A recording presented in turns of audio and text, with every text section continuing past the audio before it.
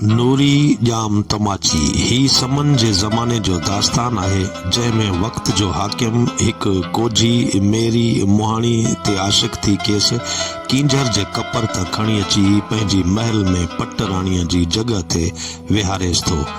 नूरी मुहाणी खे समय हाकिम जाम तमाची सैर कंदे ॾिसी वरितो हो ऐं उन वक़्त ई मथस मोहत थी पियो होसि।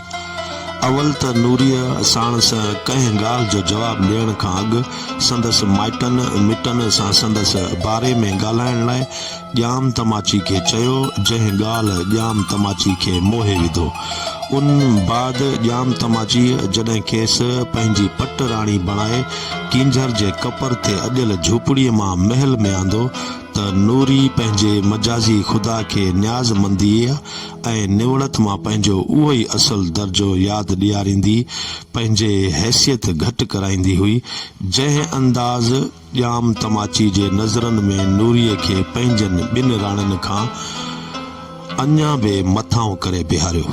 हिक भेरे जाम तमाची नूरी सुमाइत समूरनि राणियुनि खे हार सिंगार करे वेहण जी हिदायत कंदे चयो त जेका सभ खां वधीक मोचारी हूंदी उहा मूं सां सैर ते हलंदी। जंहिं ते समूरनि राणियुनि वेस वॻा कया, पर नूरी सादगीअ में ई उहा ई रही, जेको ॾिसी जाम तमाची उनखे ई साण करे वियो। ॿिन्ही में इश्क जो दर्जो इंतहाई ख़ुलूस वारो ऐं सचो हो। इहो ई सबबु आहे जो मरण खां पोइ बि नूरीअ ऐं जाम तमाची जूं क़बरूं विच किंजर ढंढ में अॼु बि उन ई हंधि गॾु आहिनि जिते हू रिहाणियूं कंदा हुआ।